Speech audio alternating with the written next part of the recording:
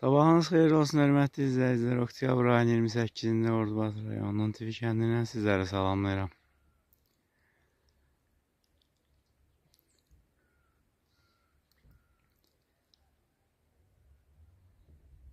Həftədə bir dəfə Tivi kəndindən görüntülər alıram son bir ayda.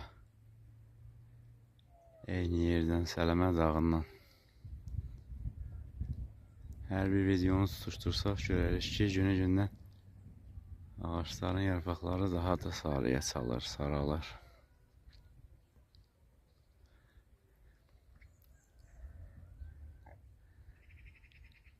Havalar çox soyuyub. Səhər 8 dərəcədir. Qışda da elə bəzən gündə 8 dərəcə istilik olur.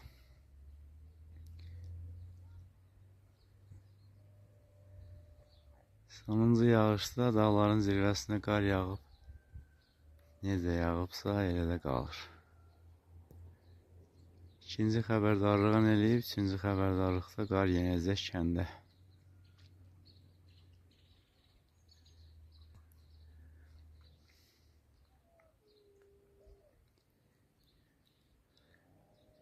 İzləyicilər də yazsınlar, görək onların yaşadığı yerlərdə də təbiət belədir, ağaçlar saralıb, yoxsa hələ yaşıllıq davam edir.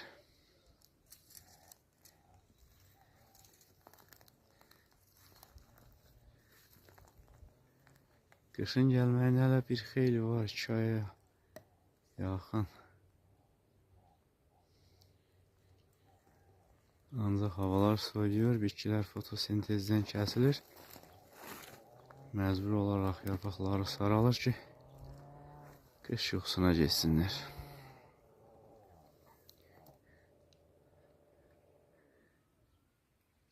Səhər hamı sarılıb işə, kimisi odun doğrayır. Həyətdə xəzəl toplayıb otlayan da var. Tüstüsünü görürəm. Əslində indi peşlər qalanmalıdır. Bəlkə də peçi çox adam yandırır, bizim xəbərimiz yox. Tüstüsü yox, heç evdə istisi də yox. Əgər kombi sistemi quraşdırılmasa, qaz peçində qaz yandırırsan, qazı söndürən kimi yaxud biraz qısan kimi ev olur bumbuz.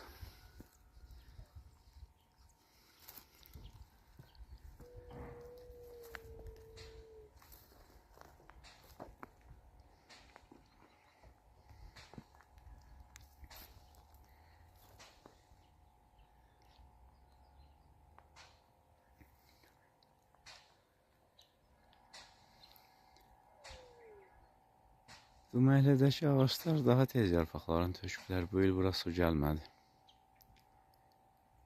Hansı evdə ki yaşayış var, kran suyundan, çeşmə suyundan az-azıq buraxıblar. Həyəti ağaçlar yaşıldır.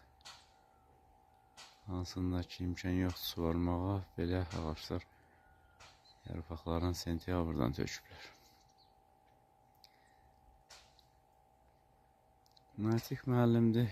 Yayda kəndə gəlib ancaq daha onun ağır görəsi vaxtı deyil, gedib su da gətirə bilməz. Su olsa bəlkə də gedib yavaş-yavaş bollayar gələr. Birinci bunun çudur. Ondan o tərəfə şişeri görsənir Nəbi müəllim. Orada da yayda yaşayış vardı ancaq eyni hadisəni ona da aid eləmək olar.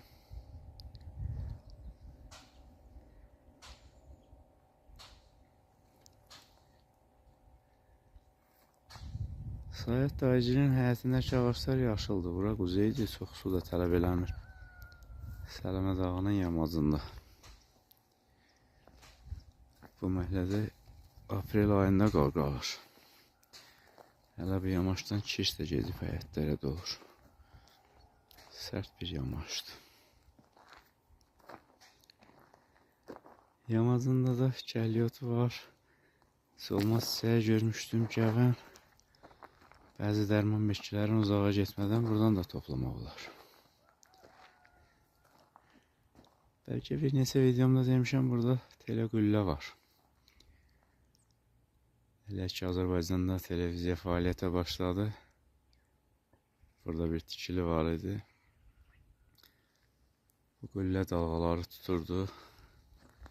Tikilidə də aparatura var idi ki, dalğaları qüvvətləndirsin, yaysın kəndə.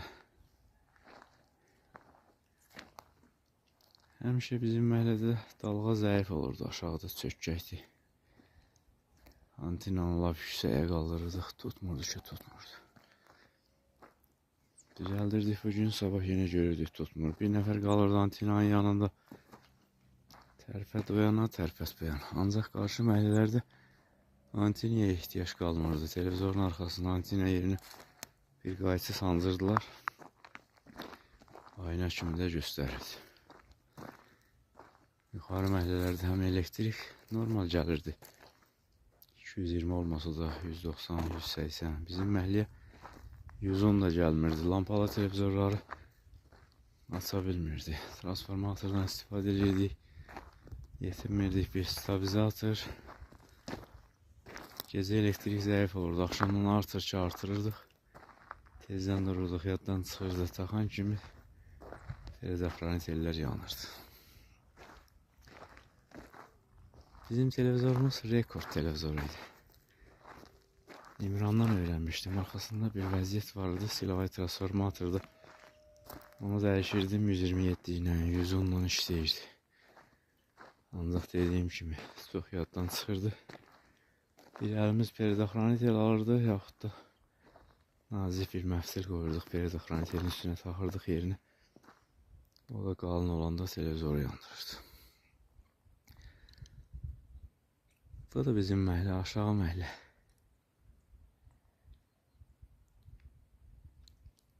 Kətdə mədəniyyətdən uzaq bir məhəllə idi. İndi yol ən yaxın buradır, yol dəyişib. Biləv kəndindən kəstirmə gəlir, birinci bu məhəllədən keçir. Elektrik işi də düzəlib aşağıda.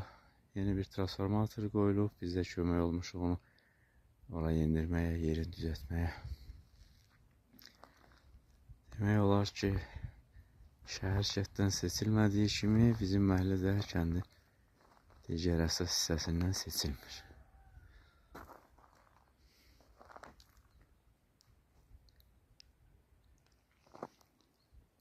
Bəlkə də mobil şəbəkə yenə də zəifdir bizim məhəllədə. Evin içində telefona zəng çatmır. Gecənin bir yarısı zəng gəlsə, telefon pəncərənin qabağında olsa yenə eşidərsən zəngin danışmaq üçün həyətə çıxmaq lazımdır. Çox şileylənirlər ki, gecə zəng vurduq, açmadan zəng çatmadı.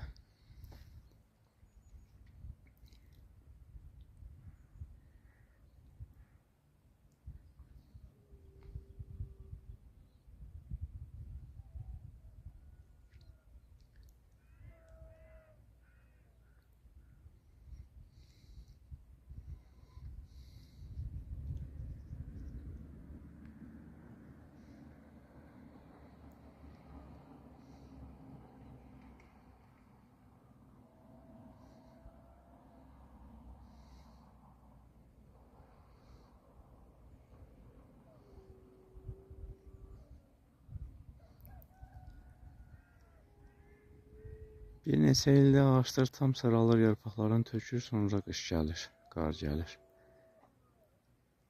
Facebook'da da YouTube kanalı ilə eyni adlı hesabımız var.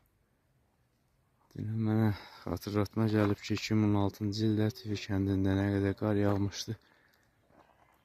Mən də videosun şəkillərini çəkmişdim. Heyva meyvəsi hələ ağacın üstündə qar. Qızılgüllər qaratda qalmışdı. 80-ci illərdə xatırlayıram ki, həyətimizdə 4 heyva ağacı var idi. Bir neçə il arda qar yağırdı. Heyvaların üstünə mən çıxırdım heyva ağacına, dərib heyvaları atırdım aşağıda, tutub yığırdıq qazanlara. Qalan alma belə qarın altında qalmışdım da.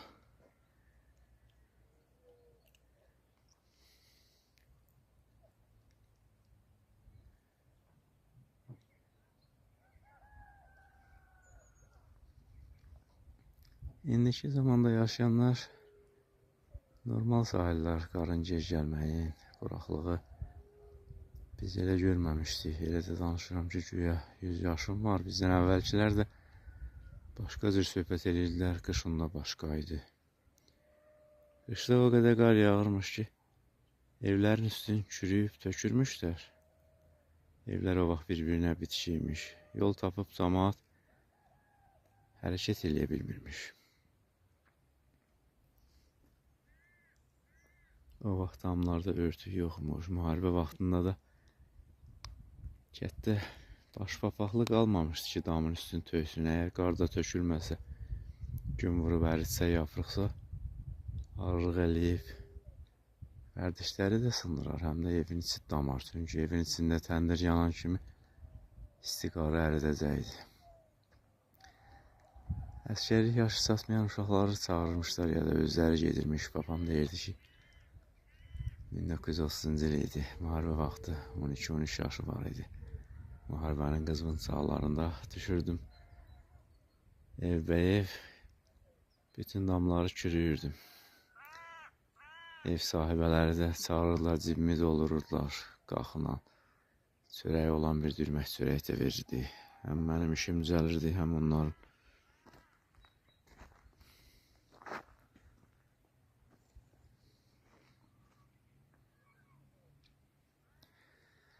Möhtəşəm mənzərədir, əl çəkib gedə də bilmirəm. Sağ olun, növbəti izləyicilər, növbəti videolarda görüşərik, səhər-səhər. Vaxt var idi, bu videonu çəkib sizlərə təqdim eləmək istədim ki, gündəlik TV kəndindən videolarımız olur, ancaq belə mənzərələr az-az olur, salamat qalın.